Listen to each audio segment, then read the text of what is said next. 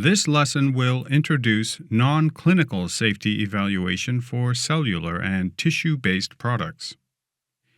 Concept of risk assessment. In pharmaceutical development, risk assessment consists of the evaluation of hazard and exposure.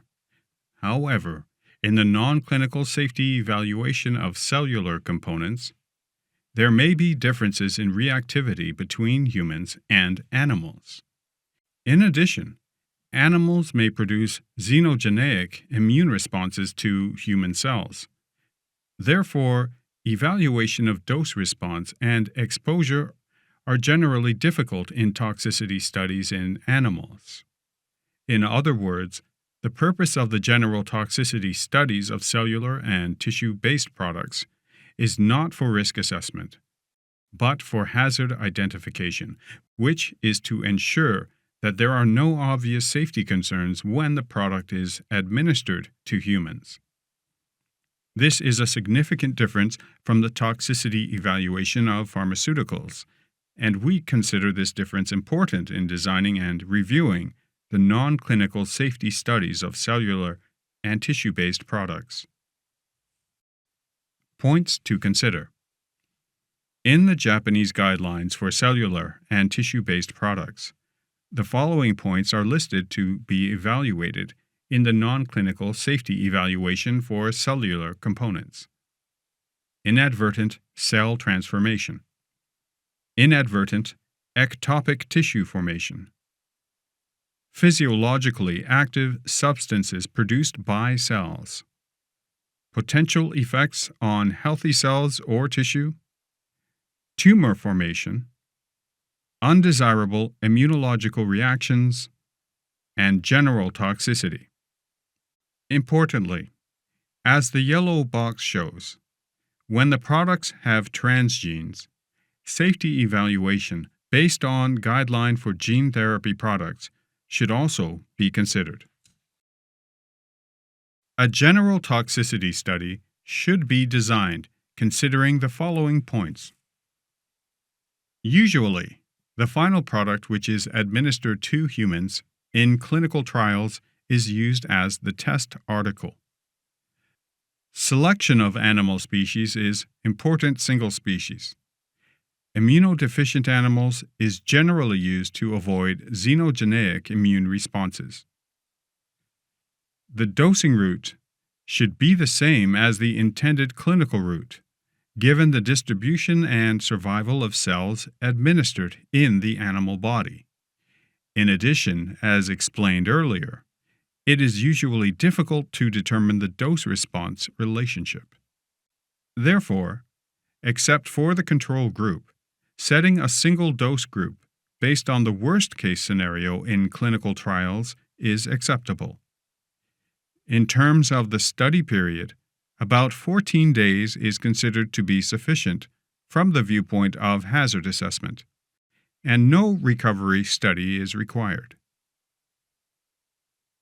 Evaluation endpoints should be selected in accordance with those used in the toxicity studies of pharmaceuticals. The study design shown here is just an example, and the study design can be modified if scientifically justified.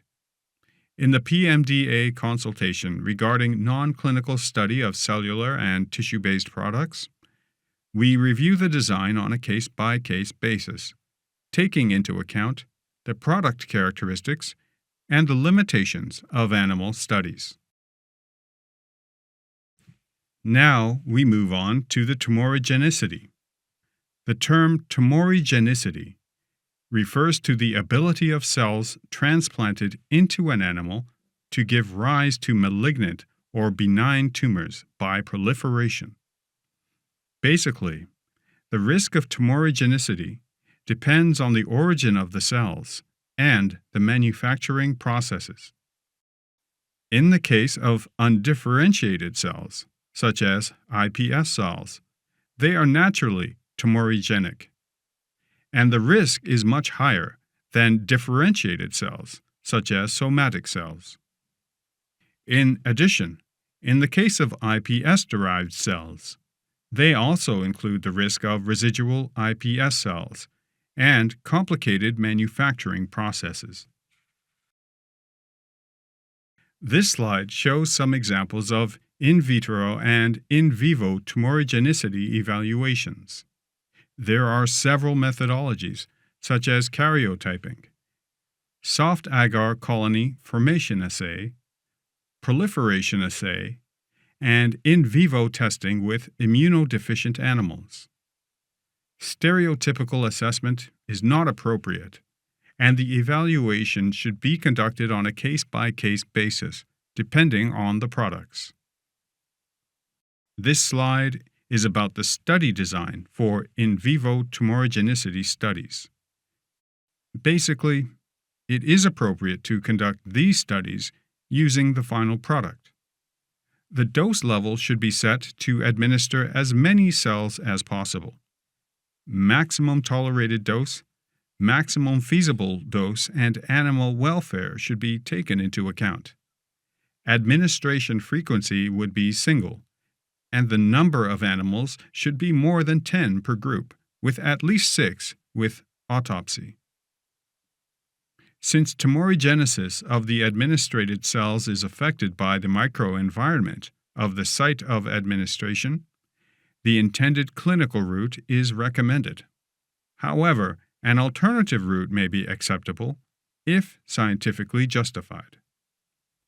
For products with a high concern over tumorigenicity, the observation period should be determined taking into account the time to when the administered cells can no longer be identified in the body of the animal, the animal's lifespan, or the time during which naturally occurring lesions do not affect the evaluation of tumorigenicity. For products with a low concern over tumorigenicity, in vivo tumorigenicity studies are not necessarily required.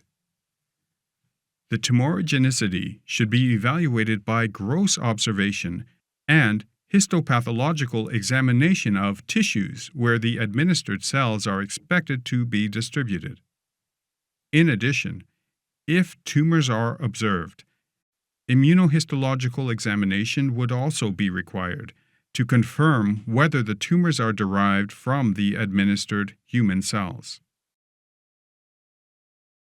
In summary, in the safety evaluation of cellular and tissue-based products, it is important to understand the characteristics of the product and to ensure that there are no obvious safety concerns when the product is administered to humans to the extent that is scientifically reasonable. For more details, please refer to the section of regenerative medical products on the PMDA website.